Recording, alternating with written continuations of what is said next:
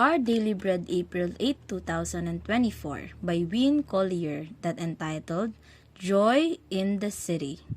Ang scripture natin for today is Proverbs o Kawikaan Kapitulo 11, versikulo 1 hanggang 11. Sabi dito, kasuklam-suklam kay Yahweh ang timbangang may daya, ngunit kasiyahan naman ang timbangang tama. Kahihiyan ang laging dulot ng kapalaluan, ngunit nagpapakumbabay nagbubunga ng karunungan. Ang tuntunin ng matuwid ay katapatan, ngunit ang masamay wawasakin ng kanyang kataksilan. Walang halaga ang yaman sa araw ng kamatayan, ngunit ang katwiran ay naglalayo sa kapahamakan. Mas panatag ang landas ng tapat ang pamumuhay, ngunit nabubuwal ang masama sa sariling kabuktutan. Ang katwiran ng mga matuwid ang nagliligtas sa kanya, ngunit ang masama ay bilanggo ng kanyang masamang nasa. Ang pag-asa ng masama ay kasama niyang pumapanaw, ang umasa sa kayamanan ay mawawalang kabuluhan. Ang matuwid ay inilalayo sa bagabag, ngunit ang masama ay doon bumabagsak. Ang labi ng walang Diyos sa iba ay mapanira, ngunit ang dunong ng matuwid ay nagliligtas ng kapwa. Kapag ang matuwid ay pinagpapala, ang bayan ay nagagalak, ngunit higit ang katuwaan kapag ang masamay napapahamak. Dahil sa salita ng matuwid, ang bayan ay tumatatag, ngunit sa kasinungalingan ng masama, ang lungsod ay nawawasak. Papuri sa ating Diyos sa pagkakabasa ng kanyang mga dakilang salita. And the statement started like this. When France and Argentina met in 2022 World Cup final, it was an incredible contest that many dubbed the greatest World Cup match in history. As the final seconds ticked off in extra time, the score was tied 3-3. Sending the soccer teams to penalty kicks. After Argentina made the winning goal, the nation erupted in celebration. More than 1 million Argentinians overwhelmed downtown Buenos Aires. Drone footage spread across social media, showing this raucous, happy scene. One BBC report described how the city quaked with an explosion of joy.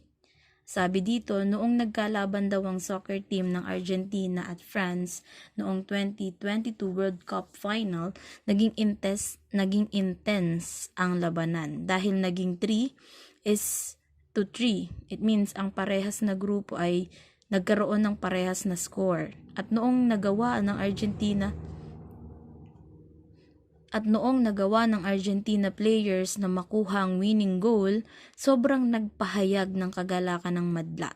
Ang mga tao ay nagpahayag ng kanilang pagbati sa pagkakapanalo. To continue, joy is always a wonderful gift. Proverbs, though, describes how a city, a people, can experience joy that goes even deeper and lasts far longer. When the righteous prosper, Proverbs says, the city rejoices. When those who truly live by God's designs for humanity begin to influence a community, then this signals good news because it means God's justice is taking hold. Greed diminishes. The poor find support. The oppressed are protected. Whenever God's right way of living flourishes, then there's joy and blessing in the city. Sa mundong puno ng pait, problema, pagsubok, masasabi nating luho na ang maging maligaya. Yung magalak ba sa isang bagay kasi kahit ang dami nating gustong ipagpasalamat, kung minsan nakakalimutan nating may mga blessings pala tayong natatanggap. That is because we are more focused on the negatives at binabaliwala ang mga nakagagalak. Kaya kung ang isang tao ay mas binibigyang pansin ng kagalakan sa buhay, isa itong regalo.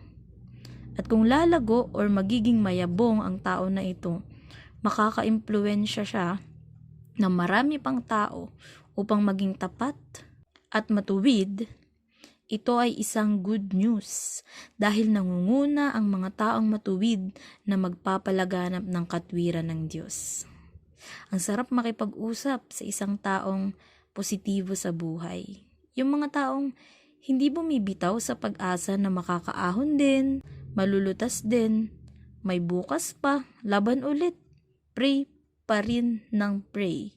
Because their dedication to have a greater future is unconditional, na maraming tao ang wala or nawawalan na nito.